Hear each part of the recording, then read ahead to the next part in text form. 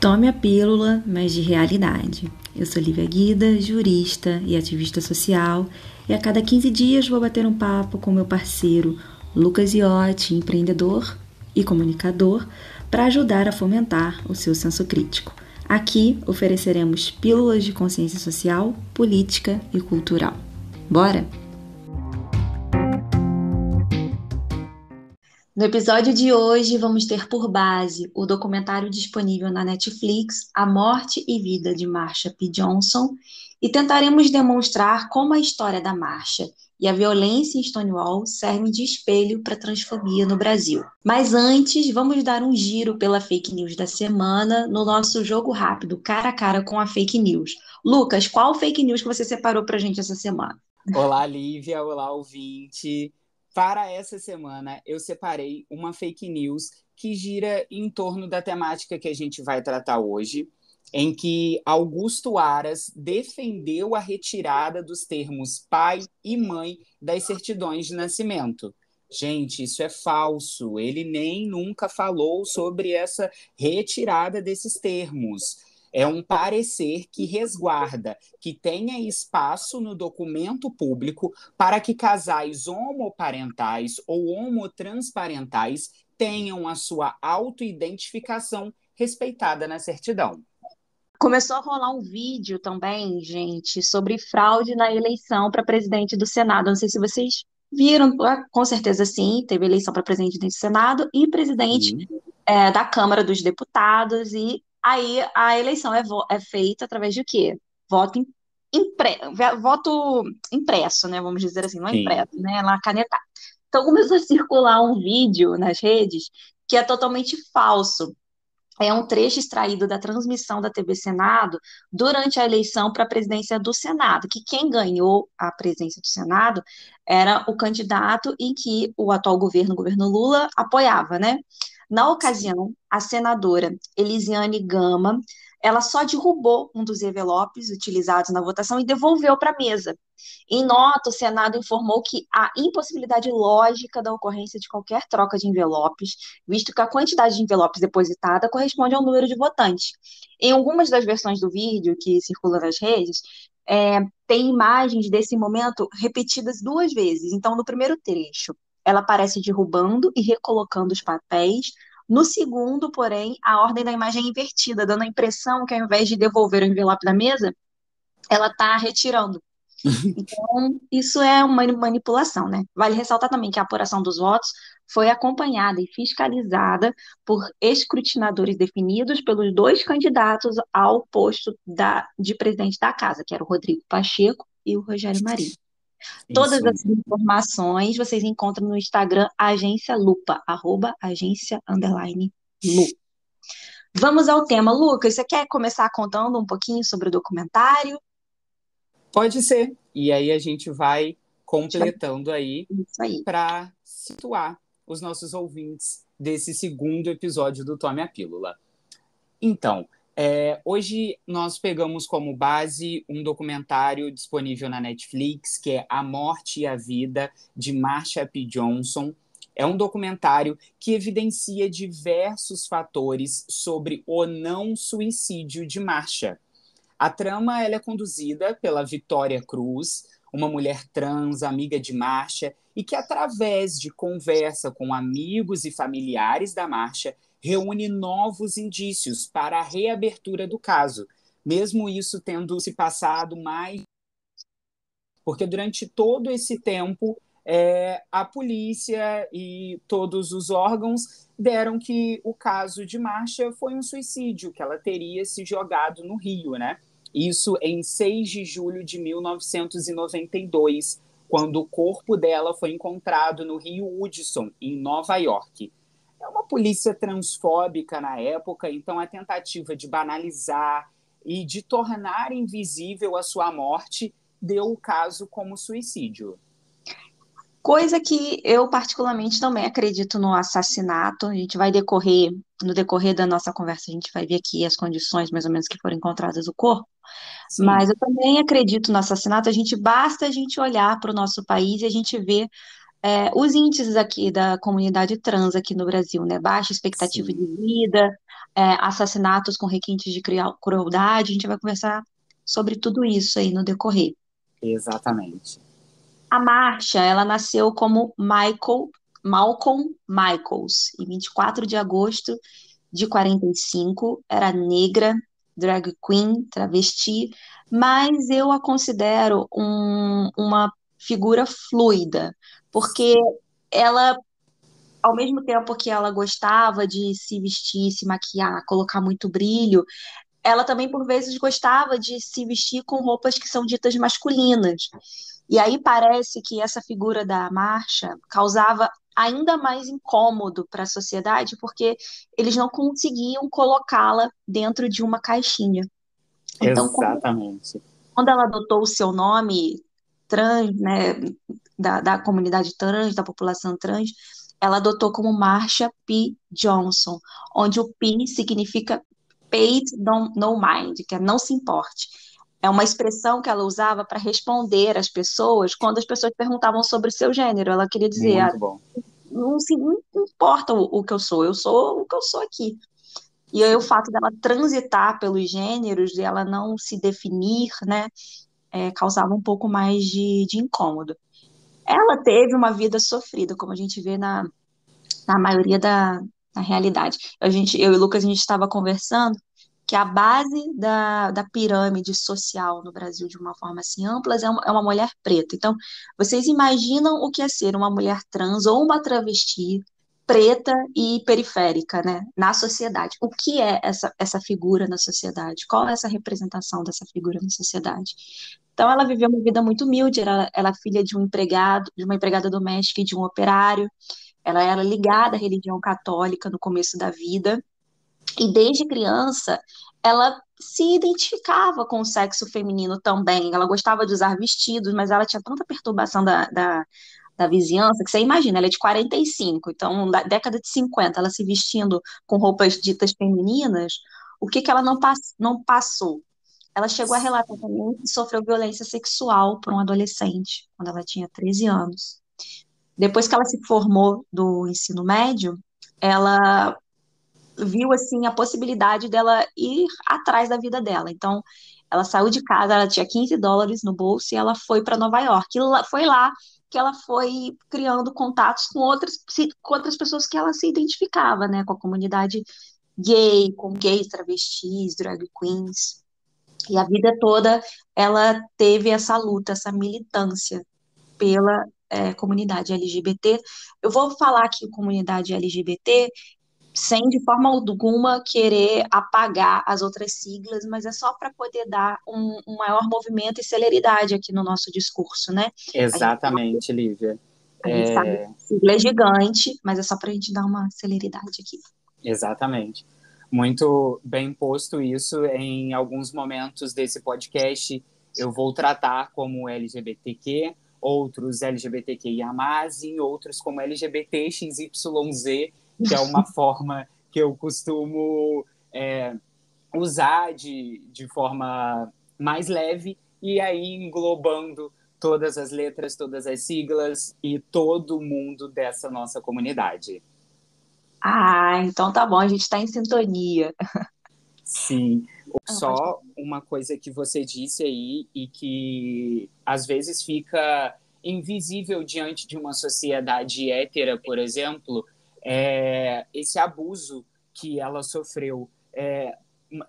O abuso ele é muito presente na infância, na adolescência da comunidade LGBTQIA+, da mesma forma como o sexo hiperbanalizado e forçado de forma mais imatura na comunidade. Eu digo isso quanto um homem gay.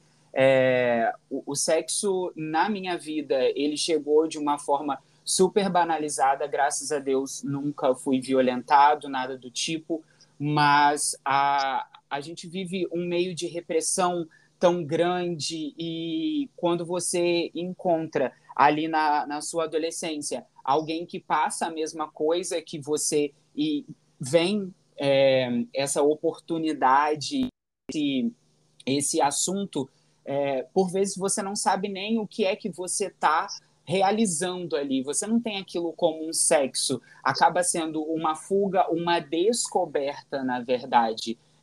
Estou fazendo isso daqui e agora eu tenho a certeza. Então, é muito difícil para toda a comunidade LGBTQIA+, esse contato com o sexo, porque na maioria das vezes ele ocorre de forma prematura e banalizada, ainda mais quando ele ocorre de forma violenta, de forma forçada. É algo que a gente precisa ficar de olho, é algo que também precisa ser discutido, porque passa bem visível aos olhos da comunidade hétero, da sociedade hétera, se você não diz sobre isso, se você não grita sobre isso. Sim, que já é feito um apagamento proposital, né, dessa sociedade, e, Sim, e a gente precisa de todo jeito possível viabilizar essas vozes, né, através de sim, temáticas, aprendizados e falar, e a gente está em constante aprendizagem. Inclusive, o bairro em que a Marcia foi morar, que é o Greenwich Village, ele é um bairro nova-iorquino que até hoje a gente encontra o bar Stonewall, que é o que deu nome à revolta que nós vamos conversar aqui e que a Marcia foi uma das protagonistas. E o que sim. que acontecia nesse bar? Que aí fiz esse link pensando no que você falou da questão da visibilidade, né? Na década de 60, esse bar, ele era frequentado só pela população LGBT. Então, e o público mais cativo dessa população é, eram as pessoas mais marginalizadas da sociedade, que eram travestis, gays afeminados, gays lésbicas masculinas, michês, drags, pessoas em situação de rua, enfim, LGBTs pobres, negras e latinas, que pertenciam a um submundo e que por isso não gozavam de reconhecimento como cidadãs. E a gente percebe, eu que estou de fora percebo, acho que o Lucas pode falar ainda mais isso, né? Que existe ainda essa segregação, né? Parece que algumas pessoas dentro da comunidade tentam estereotipar, querem colocar o que seria o padrão dentro da comunidade, né? O comportamento padrão, como que as pessoas devem se comportar ou ser.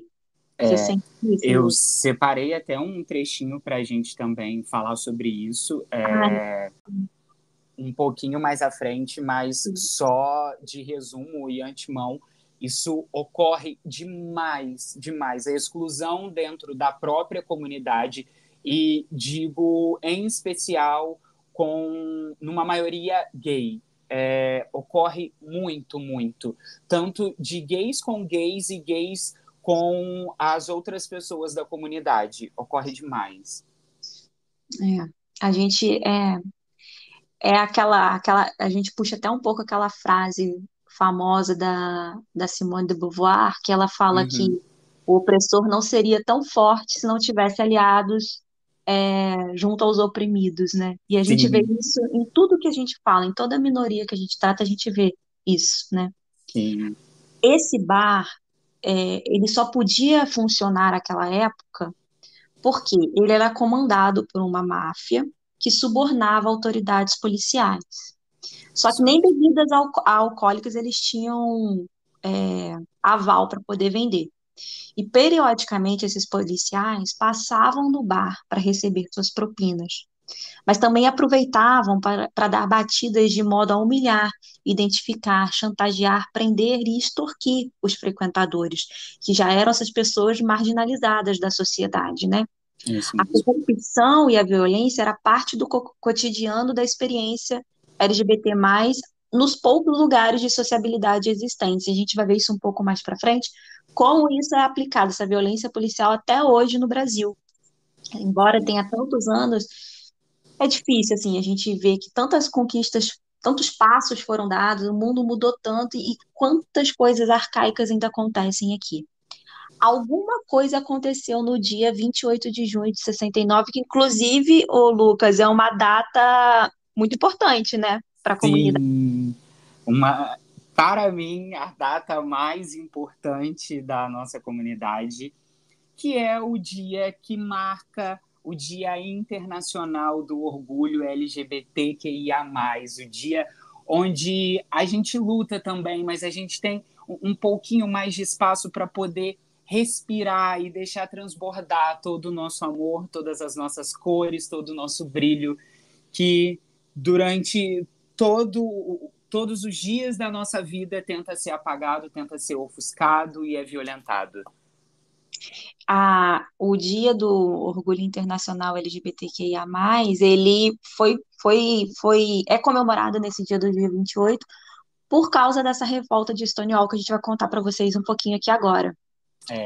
Só antes da gente começar a falar dessa revolta que eu trato como revolução, porque eu tenho como revolução a luta mesmo, a forma bem violenta que por vezes é necessário para que sim uma revolução seja feita.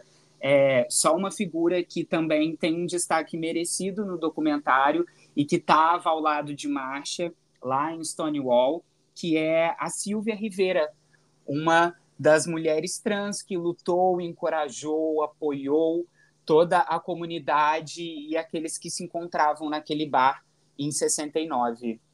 Sim, eu separei aqui para a gente poder falar um pouquinho dela aqui, um pouquinho para frente, Ótimo. mas aí a gente vai conversando junto. Beleza. Lucas, eu achei super interessante a sua colocação e realmente eu não tinha tido esse raciocínio. Você tem toda a razão, concordo com você. É isso aí Beleza. mesmo. Então, sobre Stonewall, o que que aconteceu naquela noite ali? Alguma coisa aconteceu diferente, né? Porque a polícia ia, pegava lá por propina com a máfia, fazia algum showzinho ali para tentar constranger a galera da comunidade LGBT, mas depois ia embora. Só que Sim. nessa madrugada do dia 28 de junho, quando a polícia apareceu e começou a abordar de forma agressiva as mais de 200 pessoas que estavam ali, algum desajuste no acordo aconteceu. E os policiais começaram a revistar, já separando aqueles que seriam detidos e as pessoas que seriam. Uhum. Também começaram a apreender bebidas alcoólicas, mas os poucos policiais e viaturas não eram suficientes para a prisão de tanta gente.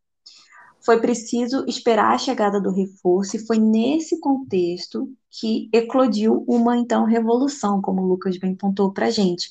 Espontânea, mas também violenta por parte das pessoas LGBTs. Porque, cara, você imagina, não aguentavam mais tanta humilhação, né? Pois é. Já eram pouquíssimos os espaços onde podiam estar, onde podiam ter ali uma forma de entretenimento e naquele espaço também você sempre ser colocado numa posição de vítima, numa posição de oprimido, já não aguentava mais, sabe? Peraí, meu Uhum. amor, agora você se fudeu, desculpa, gente, mas é necessário, sabe? E a gente vai, entendeu? Te colocar no seu lugar. Apesar das diferenças dos relatos, de como começou, quem começou, como é que foi, todas as descrições elas convergem para um motim, mas que não houve planejamento. Foi uma coisa assim: alguém começou de algum jeito e houve uma aderência, né, das pessoas que estavam ali. Que bom, né? Sim. Que bom Sim, que houve essa aderência. é, A humilhação dessa vez, então, foi imposta à polícia, pelo que eles denominaram de gay power, que emergiu naquele episódio.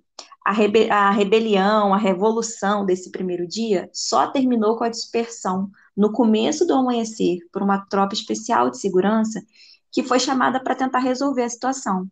Mas nos dias seguintes, a repercussão dos jornais e nos panfletos distribuídos pela comunidade vão provocando novas revoltas que seguirão desafiando a repressão estatal. Os conflitos tomavam as ruas de modo que não podiam mais ser escondidos. Pessoas LGBTs expressavam seu orgulho e não queriam mais voltar aos guetos e aos armários na noite seguinte. exatamente. Embora essa data, esse acontecimento do dia 28 tenha sido o marco inicial dos movimentos e das grandes paradas LGBTs que hoje a gente tem ao redor do mundo inteiro, Mundo é, afora. é importante destacar que a história, ela revela que não foi a primeira vez que a população fez essas reivindicações em um cenário público combatendo a violência policial. Nos Estados Unidos mesmo, a gente já tinha, por volta realmente da década de 70, uma outra experiência que aconteceu numa cafeteria em São Francisco. Sim, é muito bem frisado de sua parte que essa revolução em Stonewall não foi algo que aconteceu naquela noite. Para mim, não foi algo também que durou ali cerca de 4, 5 dias. É algo que dura até hoje, porque quando você vê algo que te revolta, quando você não aceita mais ser oprimido, fazendo parte da comunidade e tendo conhecimento dessa data, aquilo vai te dar uma força, um encorajamento surreal para você lutar mais uma vez, mais um dia pela sua existência. Então, para mim, até hoje. Então, apesar de não ter, de Stonewall não ter inaugurado o ativismo LGBT, Sim, essa revolução, ela mudou a perspectiva da galera da comunidade. Elas compreenderam que precisaria haver uma mudança no estilo da militância, uma militância mais combativa, mais orgulhosa. Não bastava, uma luta meramente por tolerância. Era preciso mudar a estrutura da própria sociedade que estigmatizava essas pessoas LGBTs. Então, esse movimento ele trouxe força para a comunidade. Inclusive, a partir do movimento de Stonewall, foram fundados vários grupos que, pela primeira vez, estamparam orgulhosamente a expressão gay, como o Gay Liberation Front, que foi fundado pela Marcha e remete às frentes de libertação anticoloniais. E exato. depois disso, já em 1970, a gente começa a perceber as paradas do orgulho LGBT expandindo, né, por todo o cenário mundial com esse espírito de Stonewall, ocupar as ruas e romper com essa invisibilidade imposta pelo gueto e pela violência. Isso mesmo, Lívia. A gente consegue entender por que que o Stonewall foi o mito fundador do movimento LGBT.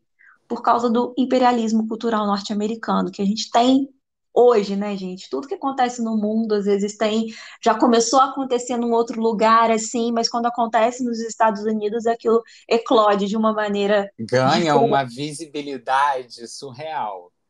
Movimentos muito parecidos, por exemplo, já aconteciam na Argentina e no México. E os países aqui, latino-americanos, eles estavam construindo seus próprios referenciais de Stonewall já. No Brasil, o que estava acontecendo nessa época aqui, 1968?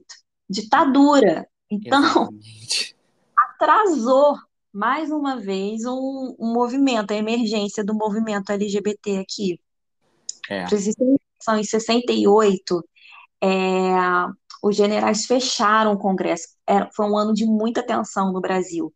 Eles suspenderam direitos constitucionais já garantidos, eles aumentaram a censura à imprensa, intensificaram, a prisão e a tortura daqueles que se opõem ao regime militar. Embora homens e mulheres, homossexuais não tenham sido alvos específicos da polícia de extermínio e desaparecimento da ditadura, o aumento do número de policiais militares na rua no fim do Estado de Direito e Repressão e das expressões artísticas e literárias criaram um clima que desencorajou essa galera, porque Sim. até, inclusive, se vocês puderem ver o documentário Divinas Divas, que fala de 7 ou 8 travestis brasileiras, elas contam esse cenário glamuroso e como nos espaços que eram tidos como delas, os teatros que elas ocupavam, elas eram respeitadas e eram vistas como artistas. E Como hoje, assim? hoje a gente teve uma regressão nisso. Inclusive, uma delas, a Jane, ela fala que hoje uma travesti, uma drag queen, ela não consegue se manter através da sua arte mais, porque não há essa valorização. Na verdade, elas são sempre subjugadas e colocando no lugar.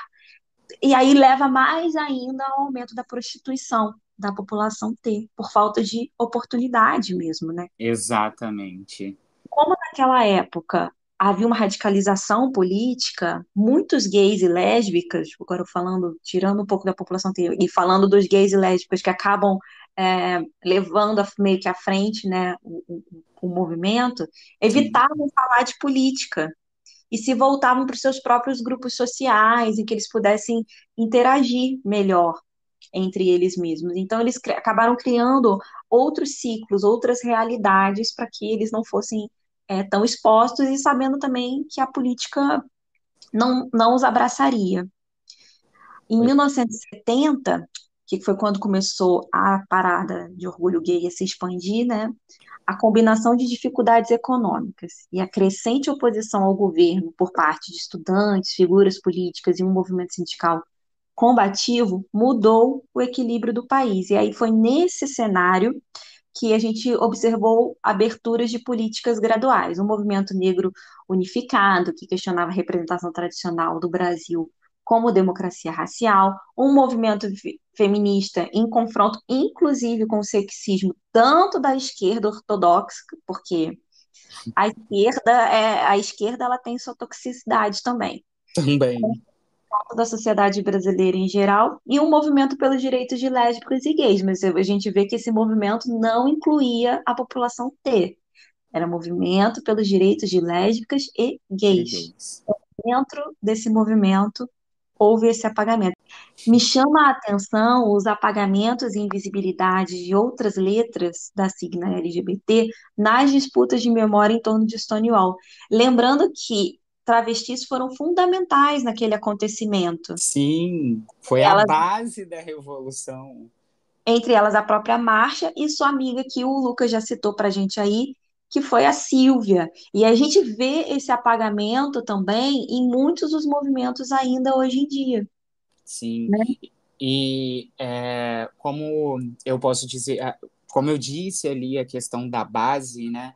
A população T da época era ela quem tinha um contato direto maior com a violência. Então, naquele momento de revolução, onde foi necessário ser violento, em quesitos de já ter contato, eram as travestis que estavam à frente disso. Até hoje é assim, né? É, a gente, dentro da comunidade, costuma até brincar sobre as giletes das travestis, mas reconhecendo que aquilo é uma forma de defesa dela, porque diariamente, agora, com a expansão da internet, a gente vê casos de travestis passando por agressão ou por humilhação após, por exemplo, ter feito um programa onde o contratante faz a louca Kátia Sonsa e disse, ó, não vou pagar. Então, as travestis são quem mais é violentada pela rua. E historicamente a gente pode ver que elas não podem contar com uma proteção policial. Na verdade, a nossa polícia é tão sucateada que só quem pode contar com a polícia, com a proteção policial é quem? Galera branca, rica, É, cis, é aquele padrão, né? sim, Então, sim, assim, mas aí vocês imaginam, se as pessoas trans elas já estão tão à margem da sociedade, imagina o tratamento policial. Então, qualquer coisa que acontece com essas pessoas, se elas não promoverem a autodefesa, elas morrem. sim. Mais ainda, né? Mais Mais ainda. ainda. A Silvia e a Marcia, elas viraram, assim, grandes amigas. Na época de Stonewall, Silvia estava lá naquele tumulto, ela tinha só 17 anos. E ela estava lá e falando que ela não ia perder um minuto, que era a revolução. Inclusive, ela trouxe esse conceito de revolução. E depois de Stonewall, ela se tornou uma ativista que mobilizou contra o racismo, a violência sexual, a pobreza. E depois que ela começou a se identificar com mulher, a transfobia. Inclusive, ela foi pioneira na militância em juntar gênero, raça e classe. Ela que começou a fazer essa intersecção aí e propagar isso para o mundo. Gente, a história da Silvia é tão interessante que depois eu comecei a tentar procurar um documentário dela, eu não encontrei, assim, encontrei depois um É, no YouTube, mas está em inglês e não é um documentário assim com relatos, parece que são só imagens assim de alguma reportagem que ela aparece, não está narrando uma história, sabe? Eu acho que alguém sim. deveria fazer, porque ela foi demais, assim. Tem uma grande importância. E o documentário, ele também mostra a relação tensa entre essas pessoas da comunidade que advogavam pela inclusão dos direitos das pessoas trans na pauta LGBT e o restante do movimento. Tanto que teve uma cena numa dessas paradas em 73 que Silva subiu no palco, ela foi humilhada pela comunidade, né, Lucas? Foi sobre vaias, durante o seu discurso, ela mostra e sente mais uma vez a exclusão da própria comunidade, né? Enquanto ela discursava para o fortalecimento da classe LGBTQIA+, ela estava sobre vaias e ela se revolta durante esse discurso, né? Ela fala, teve uma frase dela que me marcou muito, que ela falou assim: agora vocês podem ir a bares graças ao que as drag queens fizeram por vocês. Eu já apanhei, já quebraram meu nariz, fui jogada na cadeia, perdi meu emprego e a minha casa por conta da liberação gay. E vocês me tratam assim? Ela falou esse Exatamente. momento. Então, mesmo com o Vai, ela foi e tentou mostrar, porque elas queriam entender qual era o papel das pessoas trans, então, nesse movimento, porque elas estavam lá na base do movimento, mas aí na hora de colocar para frente, de garantir a visibilidade, elas eram mais uma vez apagadas.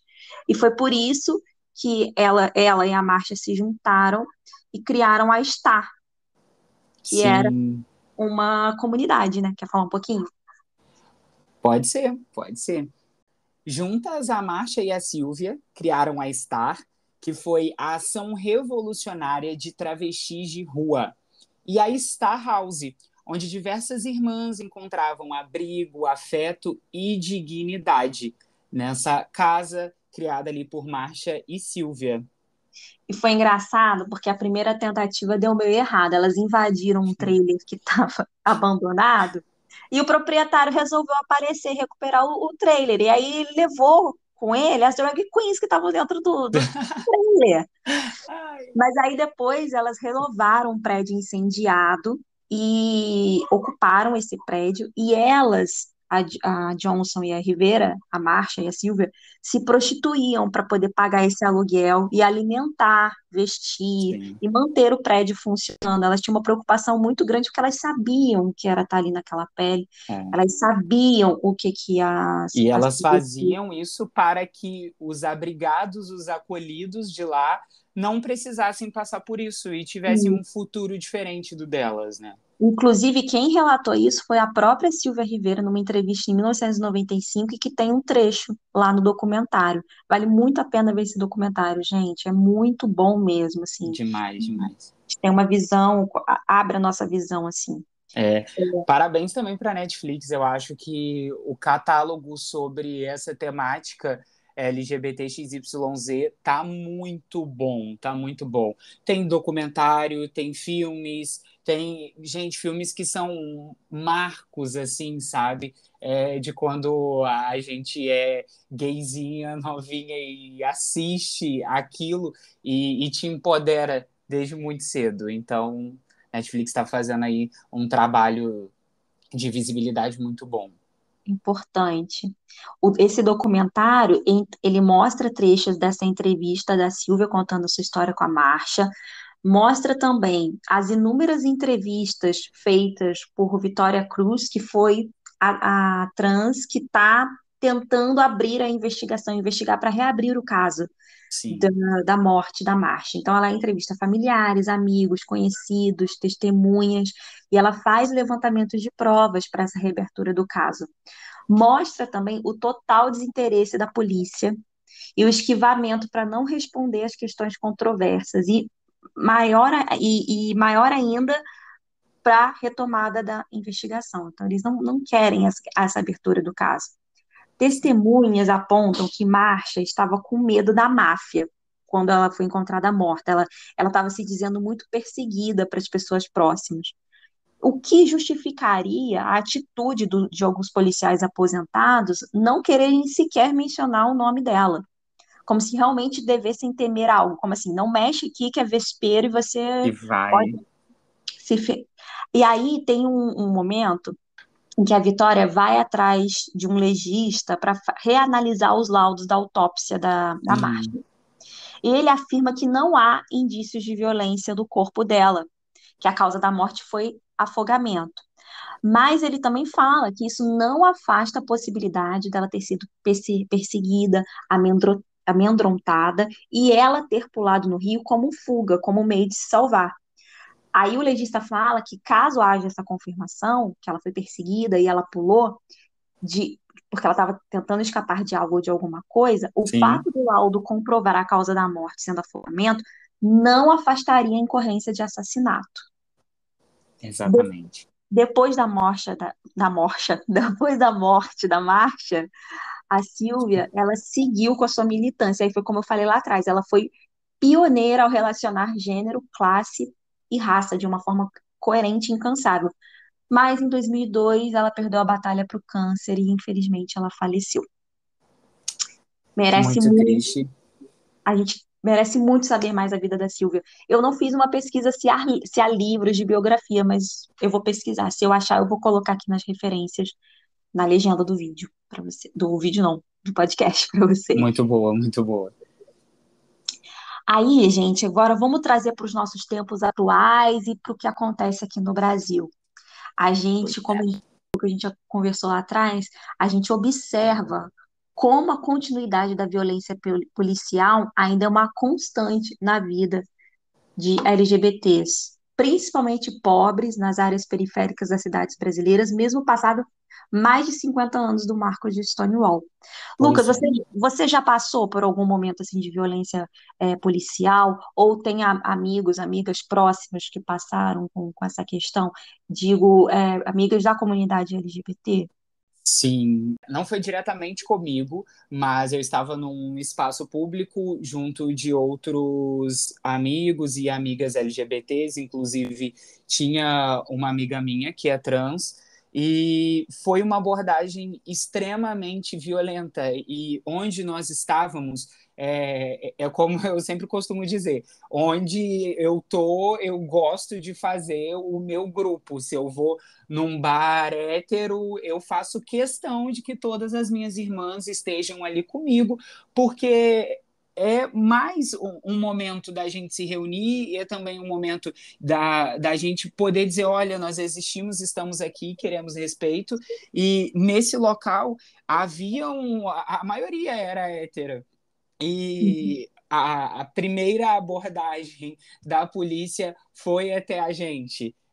De forma, não chegou a ter uma violência física, mas já aquele esculacho verbal, sabe, diretamente para a gente. E diante de todo mundo que estava ali, fazendo coisas piores do que a gente que estava rindo e bebendo e comemorando, o primeiro esculacho foi para a gente, aí depois chegou até o restante da galera que estava ali. Mas só também aqui descarregar uma revolta minha em relação à polícia, né, a essa polícia transfóbica, em sua maioria, eles amam uma transa gay, uma transa trans, e ficam pagando de moralista, sabe? Sim. Porra, pelo amor de Deus, né, Anjo? Todo mundo sabe que você fica com a minha irmã, adora fazer a garota para ela e aqui na rua colocou uma arma na cintura, você vem pagar de machão defendendo a sua família? Peraí, né? Se você não tá fazendo a defesa dela, desculpa, não vem querer obrigar que eu defenda. Sim, exatamente. Essas contradições que a gente vê aqui na sociedade brasileira, né, falando do nosso cenário, a gente vê de forma recorrente, né, seja Sim, no país que mais mata pessoas trans, no país que mais consome pessoas trans, no país que consome pornografia, né, tipo, que envolvem pessoas trans, é, seja numa violência policial, mas que também são policiais que buscam relacionamentos com essas pessoas. Eu vou citar dois casos aqui primeiramente, sim, que eu encontrei de notícia, ó, em março de 2019, quando saiu de casa para curtir o carnaval em São Paulo, o youtuber Guilherme Quieiras, conhecido como Gigos, queria apenas se divertir. Não imaginava que a LGBTfobia o levaria ao hospital e não ao bloco de carnaval. sim. Quando começou a chover, no final da tarde, ele e o amigo João Henrique Félix se perderam do restante do grupo e foram agredidos por cerca de 12 policiais com golpes de cacetete, chutes e socos no rosto. Gigos, que chegou a ser arrastado para uma rua sem saída por alguns dos PMs, recebeu um mata-leão e passou alguns segundos desacordado. De Sim. acordo com o seu relato, ele falou: primeiro tentamos nos abrigar na marquise de uma loja onde também estavam cerca de 20 policiais. Eles ergueram os cacetetes e disseram que não podíamos ficar ali. Não entendemos, mas decidimos ir para baixo de um coqueiro, a cerca de 5 metros deles, já que chovia muito. Quando nos abraçamos, um deles começou a gritar e dizer que ali também não poderíamos ficar. Outro relato que eu quero contar para vocês é da Luana Barbosa, negra, periférica e lésbica. Foi em abril de 2016. Ela foi abordada por policiais militares, geralmente são militares, né, gente? Na Sim. periferia de Ribeirão Preto, quando levava o seu filho de 14 anos à aula de informática. E ela acabou fatalmente espancada após solicitar presença policial feminina para ser revistada. Ao finalizar o inquérito, a Polícia Civil apontou que as lesões corporais sofridas pela jovem foram a causa da morte. Até hoje, a família de Luana sofre com ameaça apenas porque cobra justiça. Então, assim, são coisas muito pequenas, muito. Sim. A realidade de travestis que vivem da prostituição em diversos pontos do Brasil é marcada por essas abordagens policiais intimidadoras, principalmente após o quê, gente? As eleições de 2018 e o que o bolsonarismo trouxe para a nossa sociedade, arrancando o que há de pior nos seres humanos. E foi o que o Exatamente. Lucas falou: os mesmos policiais que tentam obter à força, muitas vezes, aqueles que agridem, humilham, ameaçam prender, plantam drogas nas bolsas dessas travestis para incriminá-las, e elas só estão ali tentando sobreviver, depois de que a família de bem fechou a porta de suas casas e colocou elas para fora, porque a gente tem um índice de que mais ou menos 6% das crianças que se identificam como trans até nessa fase, né, da infância, Sim. 6% dessas crianças são expulsas de casa antes de completar 11 anos. Então, por aí a gente já vê como é que são os índices, né? Pois é um assunto que precisa estar presente dentro das nossas casas desde a infância, porque esses mesmos policiais que agem dessa forma covarde, transfóbica, eu tenho certeza que se tivesse ali uma criação diferente, eles não colocariam essa repreensão dos seus desejos sexuais para fora em forma de violência. Essa pessoa não seria um reprimido, né? Ela seria Uhum. alguém dentro de uma instituição que mostraria uma face diferente.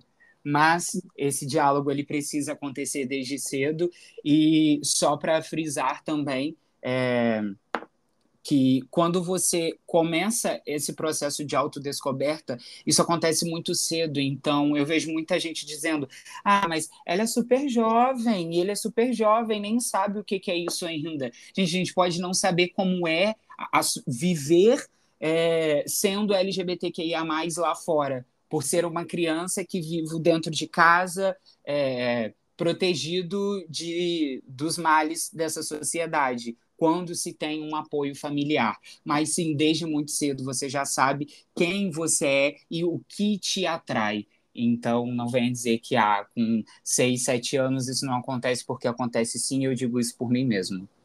Por isso que é tão importante a gente ter essa educação sexual dentro da escola, né? Sim, Com psicólogos que sejam capazes, né? Que tenham, logicamente, uma bagagem para poder fazer esse ensino para as crianças, porque eu entendo que às vezes dentro é um assunto que por tanta violência é tão pesado que às vezes é difícil a gente pensar assim, como que eu vou explicar isso para uma criança, né? Como que eu vou explicar os preconceitos do mundo para uma criança? Como eu vou explicar para uma sim, criança os sinais de que ela pode estar sendo violentada? Então a gente tem que defender essa educação sexual nas Porque escolas. nas escolas vão Falar, ter pessoas preparadas para isso, não, psicopedagogos estão lá para isso. educação sexual, falar sobre sexualidade, sobre gênero e acho que o mais importante de tudo, chamar os pais para participarem dessa conversa, Com certeza.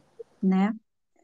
Aqui no Brasil, a gente tem uma das maiores paradas gays, paradas LGBTs no mundo, né? Pessoas da comunidade Sim, LGBT aqui, os direitos que nós temos aqui, as pessoas da comunidade podem casar, podem retificar o nome e gênero em registro sem ter que judicializar uma ação, sem laudo médico. E mesmo tendo Bolsonaro como presidente do nosso país por 4 anos, conseguiu se enquadrar a homofobia como crime imprescritível e inafiançável no Brasil desde 2019.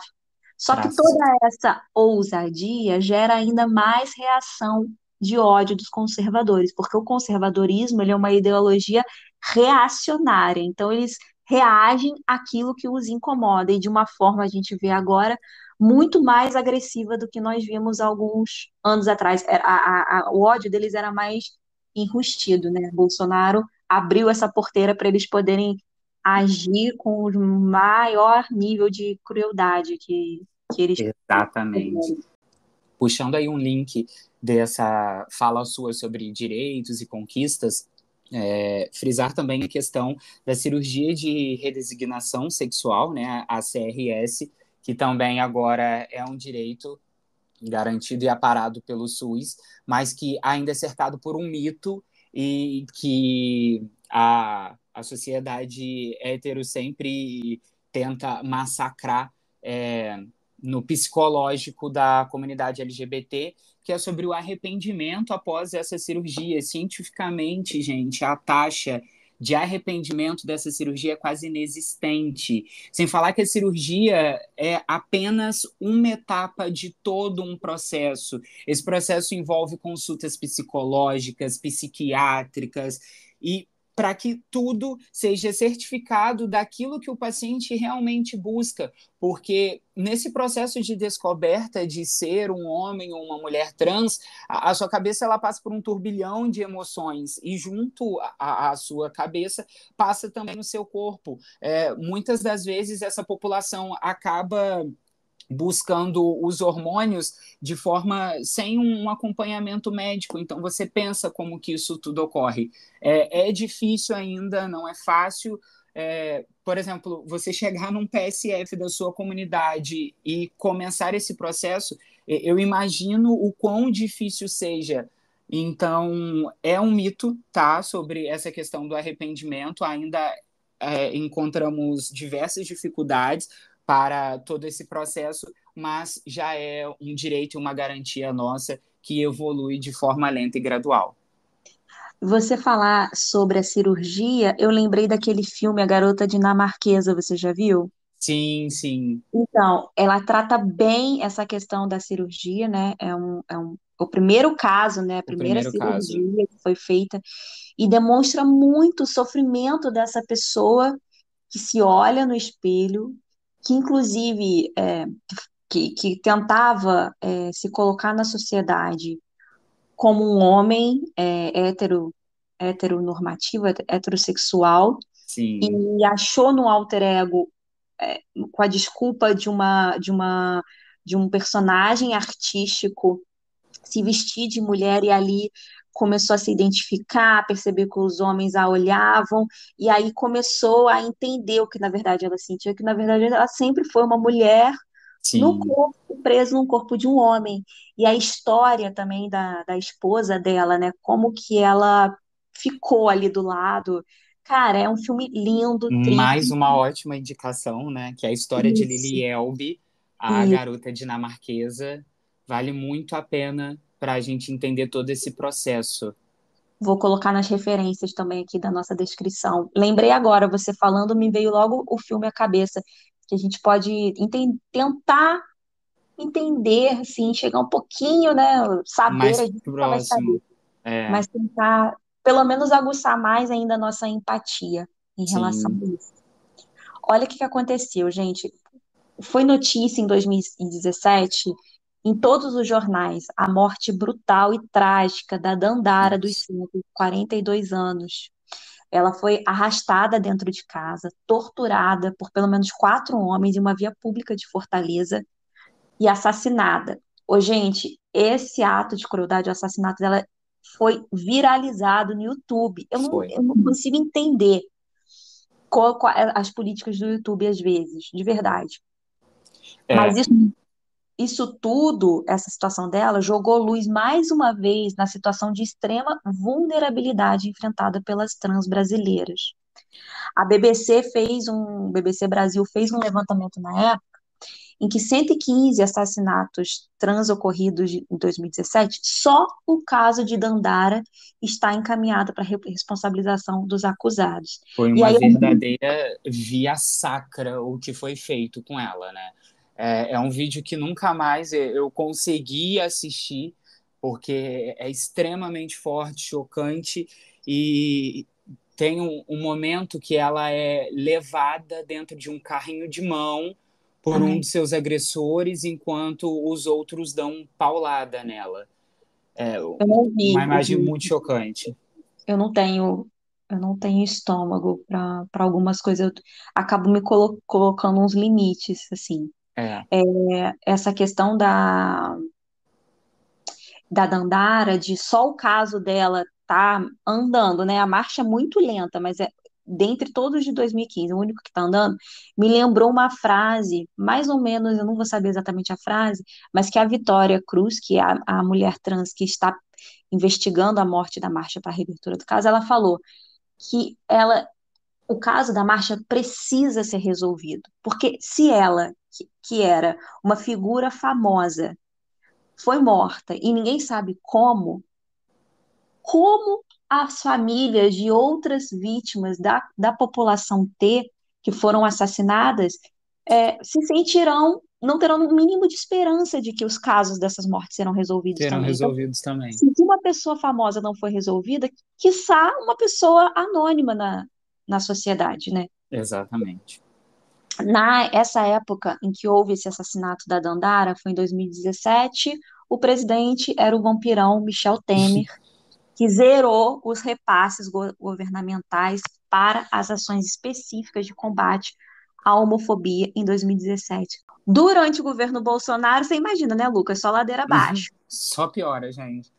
Renomeou o Ministério dos Direitos Humanos para Ministério da Mulher, Família e Direitos Humanos, colocando à frente a Damares Alves, vocês Ai, lembram, que né? ódio, gente. Eu ia xingar, mas tá. Meninos vestem azul e meninas vestem rosa, vocês lembram, né? Ai, gente, sinceramente. Reformulou o Conselho Nacional de Combate à Discriminação, extinguindo uma série de conselhos de políticas públicas, excluiu a ação orçamentária exclusiva para as pessoas LGBTs, revogou a Conferência Nacional LGBT, vê, um negócio que, ai, nem depende da presença dele lá. Fechou o Departamento de Promoção dos Direitos LGBT. Mas, ao que tudo indica, esses tempos de trevas para políticas públicas ficou para trás no Brasil. Em um mês de governo Lula 3, já tivemos avanços significativos no rastro de destruição deixado por Bolsonaro. E no último dia 28, a secretária LGBTQIA+, do Ministério dos Direitos Humanos, que é o Ministério do Silvio maravilhoso, né? A secretária Ai, é a Simila Ha, ela é eu acho que ela é uma travesti, desculpa se eu estou dando a informação errada, mas salvo engano ela é travesti. Ela informou à Folha de São Paulo que o governo irá recriar o Conselho Nacional de Combate à Discriminação LGBTQIA+, extinto por Bolsonaro. sim, E agora, também em janeiro, saiu o relatório da ANTRA, que é a Agência Nacional de Travestis e Transsexuais, exatamente. mostrando que pelo 14º ano consecutivo, o nosso país é o país que mais mata pessoas trans em todo o mundo. É, gente, é uma conta que sinceramente não fecha, como a gente já disse lá atrás. Como posso, na madrugada, enquanto a minha esposa dorme, eu fazer parte de um número do país que mais consome conteúdo pornográfico, trans e de travestis, e no outro dia de manhã incentivar a morte ou até mesmo matar alguém dessa população.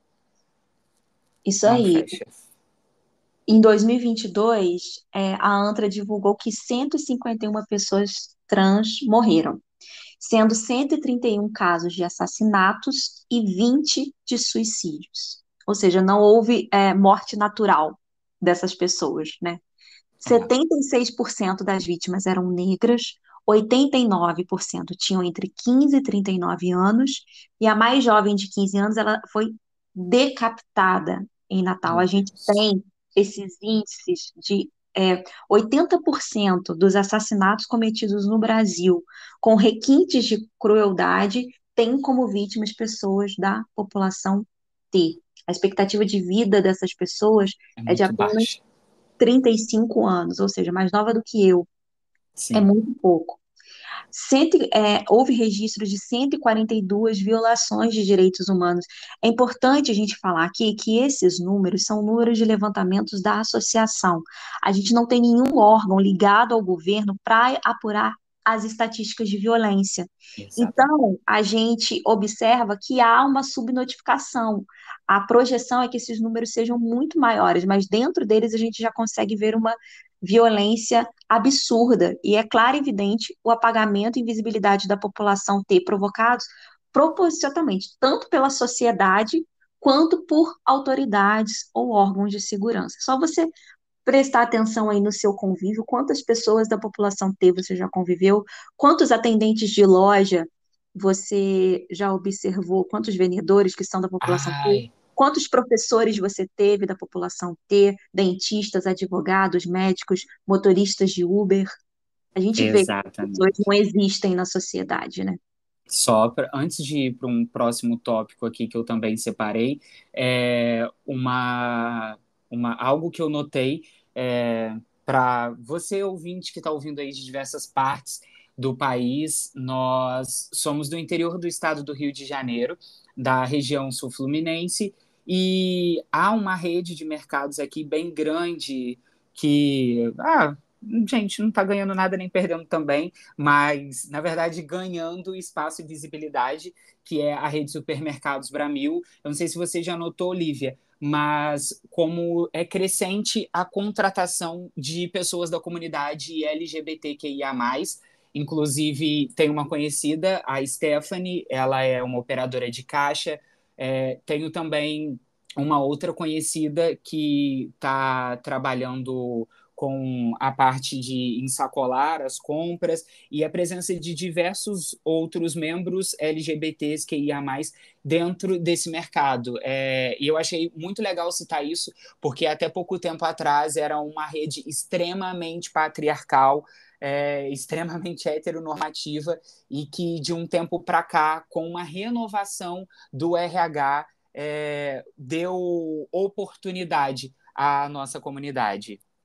A gente estava até comentando sobre isso aqui em casa recentemente mesmo, falando dos operadores de caixa que a gente estava Sim. observando, realmente.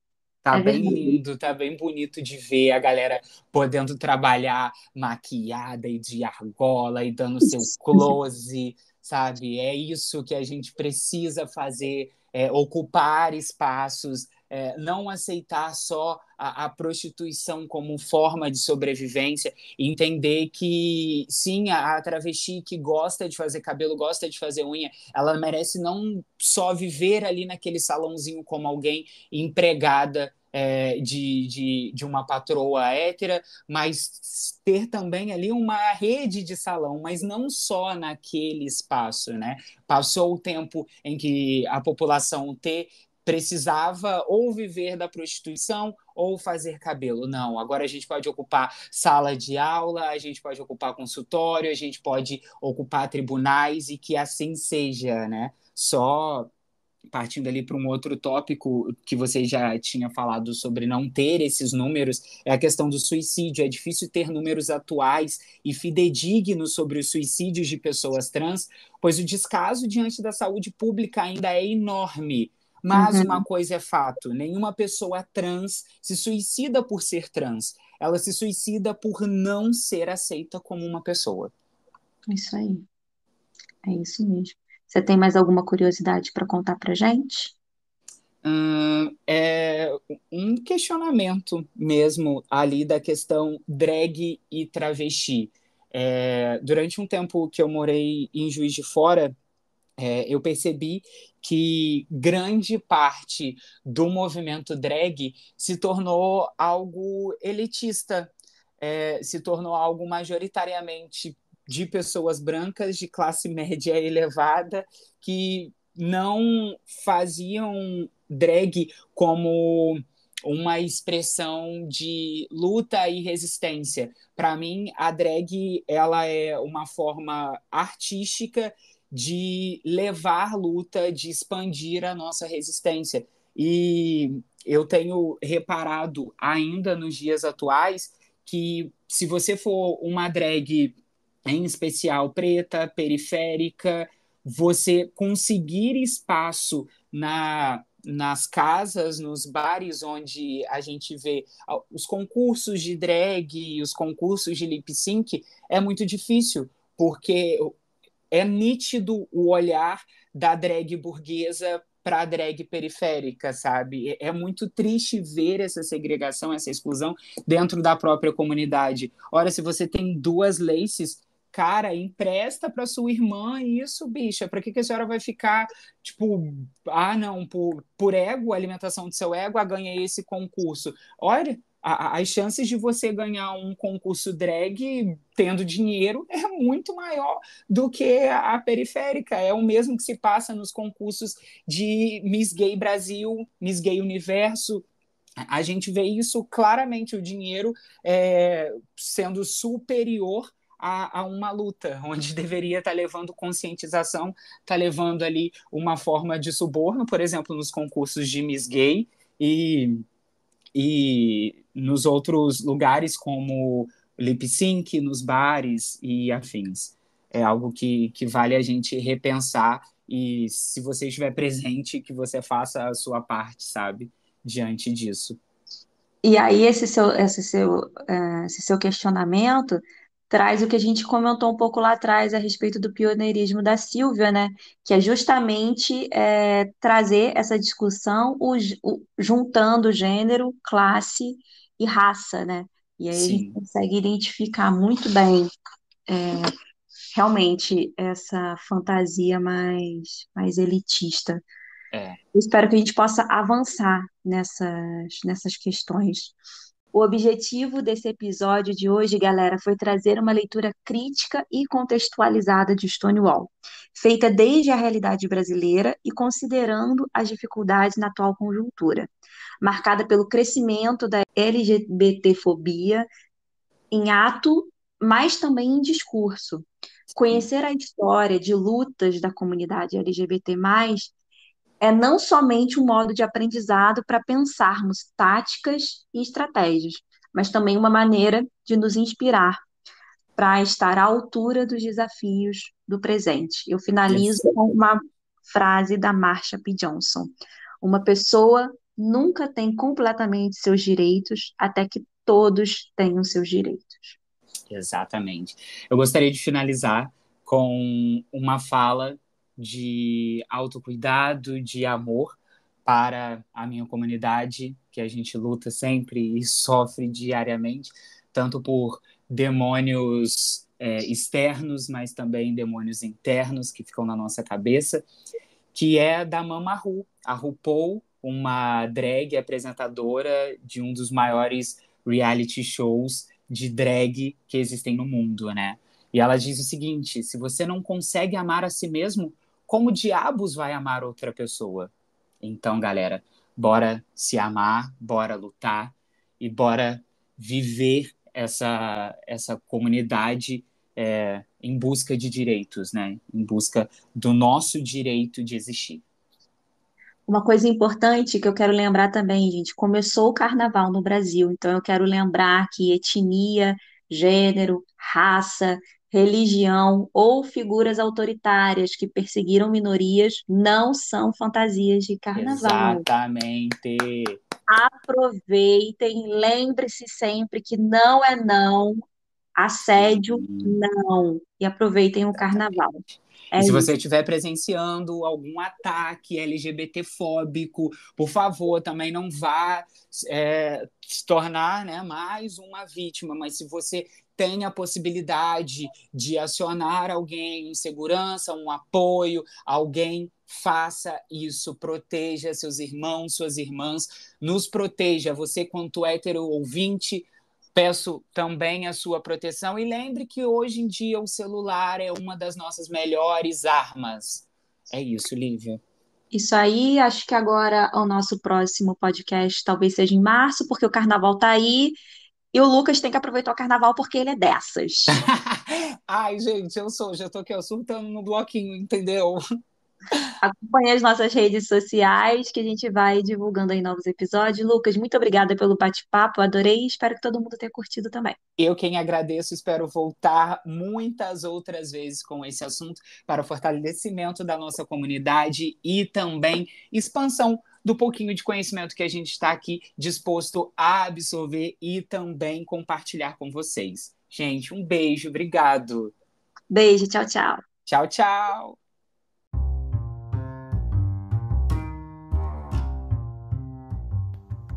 Daqui a 15 dias a gente volta com um novo episódio. Enquanto isso, prescreva essa pílula para seus amigos, amigas e amigos.